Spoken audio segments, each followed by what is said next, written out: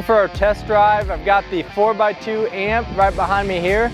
And then we've also brought out the 4x4 crew amp so we can test drive both and show you kind of the differences between each, the ride performance, the quality, the sound. The other thing with the crew is you do get a nice under-seat storage tub right here under the front passenger seat.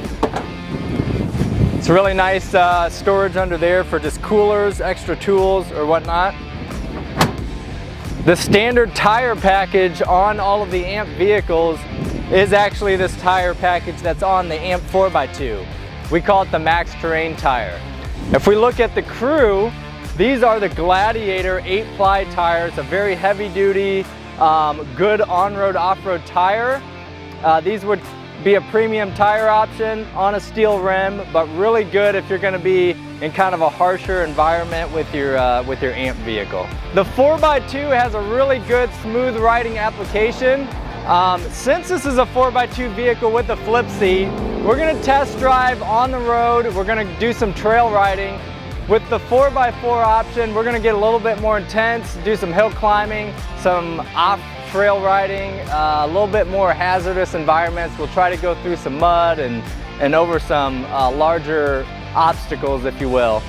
The nice thing about the crew, it's our smoothest riding vehicle just because of that longer wheelbase. So we'll talk about that when we're on the test drive today. All right, let's get to it.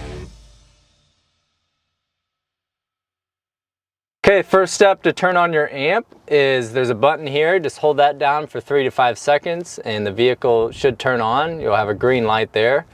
Then you can turn the key on. You're going to want to make sure that your dial appears in neutral first. When you turn that key on, you'll hear a click, and that means it's ready to be turned into forward or reverse. So go ahead and put it in forward. I'm going to stay in the high speed mode, but you can turn it into low speed mode. If you're going to be, maybe in a lake community or neighborhood and you don't want to be going 30 miles an hour. Now this unit has the flip seat on it, so any unit that has a flip seat on it is going to be limited to 24 miles an hour, just from a safety standpoint. If you get the poly bed or the steel bed though, the 4x2 amp can go up to 30 miles an hour. And right now, again, this has the Max Terrain tires on it, so it's a really smooth off-road feel on the road. We're just going to drive down the road and drive back. If you get some of the other tires, they may be really good on the road, like the turf tire or the cruiser tire, but off-road they're not going to have as much traction. So if you're going to be using your amp on-road and off-road, the Max Terrain tire is really a good option. And if you kind of want a little bit more flashiness, you can upgrade to the premium Max Terrain tire, and that's where you'll get the aluminum rims. So that's what this model has. Let's see here. Really smooth ride. If you've driven our gas UTVs, the Landmaster gas UTVs, obviously one thing you don't hear now is all that noise. If I was talking to you and you were next to me in a gas-powered UTV, I'd have to be yelling really loud. What's nice about this is you could be on your large acre property, you could go out and enjoy nature. If you're doing work, you're not disturbing everybody around you. So that's what's really nice. And the tires give it a little bit of road noise. If you had the trail tire on here or you had the Gladiator tires on your amp, you're definitely going to hear some road noise, but this Max Terrain tire is very smooth, very quiet.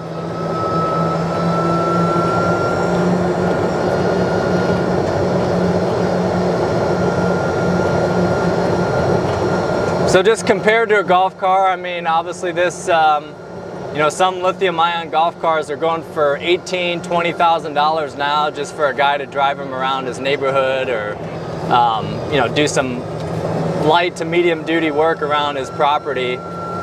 For right in that ballpark of price, if not even cheaper, you can get this vehicle, which is going to have a lot better of a suspension for that off-road drivability, but then you're going to be going 24 to 30 miles an hour, a lot faster than a golf car. The other thing is just from a safety side, all of these vehicles have what they call as ROP certification, rollover protection certified. So if you're going fast and there was some sort of an accident where you did flip over, these bars, they're gonna keep you nice and safe, anything inside the vehicle safe. Golf cars, you know, it's just a really flimsy, cheap overhead system, not gonna keep you safe. There's also a 3-point lap belt system, similar to an automobile with all of these units. If you've got the flip seat, you get the lap belts back there as well. So safety is definitely an element of Landmaster. It's over a golf car for sure. These are going to be wider than a golf car as well, so it's a lot safer from that perspective, especially when you're going around tight turns or going quicker. So now what we're going to do, that was the road experience. Again, really smooth, very comfortable, quiet. Now we're going to go off-road a little bit. I would say this is kind of, you know, fairly moderate terrain off-road. It's nothing too hazardous. Something you'd expect on, you know, a basic property, 10-acre property, a farm. Again, really quiet. Most of the noise is just what I'm running over. That's what I'm hearing. Another thing to consider is if when you're with an electric vehicle, you are going to hear other noises of the vehicle. So this has the flip seat steel bed on the back. It's a little bit noisy, but not too bad. If you have the poly bed, that's going to be probably your quietest solution, but the flip seat does not bother me at all.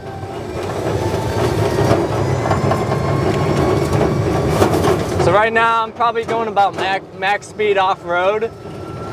There's no way you'd want to do this in a golf car. You'd just be bouncing around left and right. I mean, I'm going over some pretty decent, moderate bumps, and you can barely feel it. The vehicle kind of just glides right over all of these different obstacles.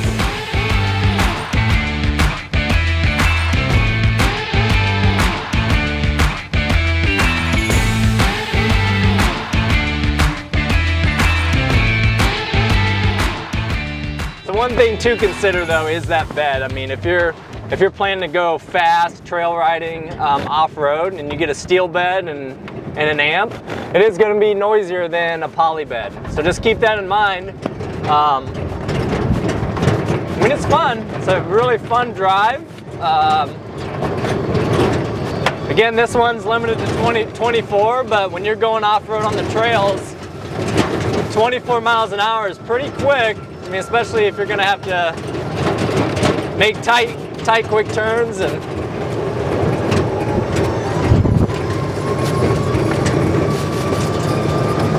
But it's a lot of fun.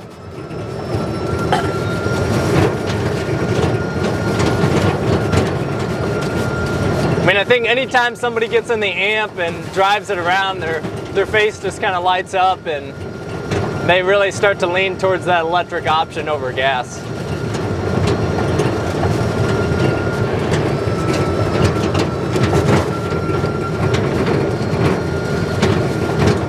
And it gives you kind of a whole different, this is a whole different feeling driving a UTV, an electric UTV versus a gas one. Until you get in and test drive one, you really won't maybe know what I'm talking about. But all right, so now let's jump into the 4x4 Crew and see kind of what that difference is from a ride quality standpoint and a capability standpoint.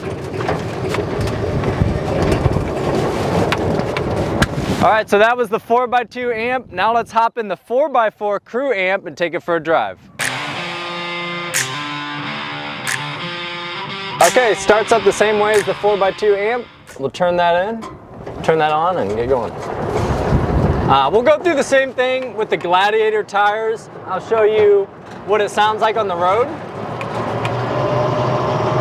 So there's definitely a significant difference if you upgrade to the Gladiator tires on an amp. Again, that is a premium heavy-duty tire, but for an electric vehicle, it is a little bit noisier on the road. So depends on kind of what your expectations there. If it doesn't bother you, you know, it's not incredibly loud. I can still talk a lot quieter than I would if I was in a gas-powered UTV.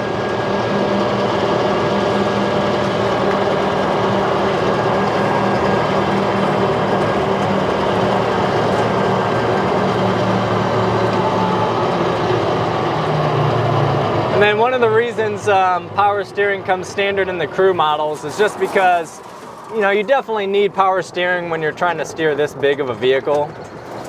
It's almost a necessity.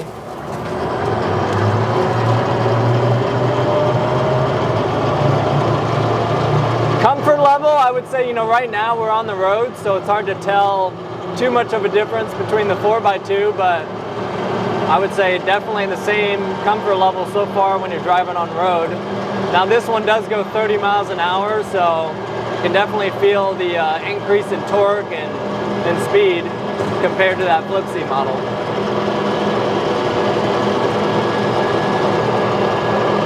One thing we didn't talk about is the crew roof is a heavier duty roof than you get with the 2-passenger model. It's a diamond plated steel roof, whereas the 2-passenger model we just drove, that's a plastic roof.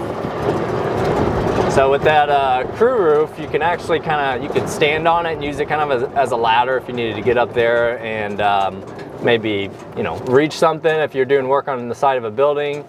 But you could also get a racking system to put on top and haul certain equipment around. All right, so now we just finished the road test. I'm gonna go off-road a little bit, and we'll kind of do that same circuit we did with the 4x2, and then I'll do some more aggressive off-roading.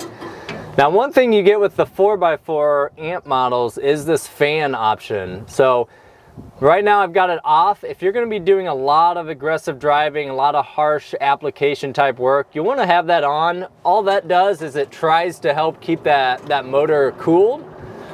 There's a fan back there by the motor. That is important. Now, if your motor gets overheated, it is pretty advanced on the technology side. So, you know, it's not gonna let your motor just get so hot that it just fails. It will shut down the system for 10 minutes to let that motor cool down. But, you know, as a preventative, Landmaster has that cooling fan on there. Most applications you won't need it, but again, if you're doing a lot of harsh environment stuff, if you're going through 4x4 thick mud all the time, it's best just to turn that on. Again, this model has a steel bed in the back, so you're gonna hear some of that noise from that bed rattling around, but if you've got the poly bed, you know, that'll definitely be a quieter experience. But ultimately, I mean, this is awesome. You know, this is a pretty good sized hill. I'd say, I don't know, 40 degrees maybe, hill. Went through some mud right there. 4-wheel drive may have kicked in a little bit. I'm going up a 40-degree incline right now. Not having any trouble. Now, we'll slow down a little bit because that's a lot of power you're trying to get up that, you know, that's a 40-degree incline, but, you know, I handled it no problem.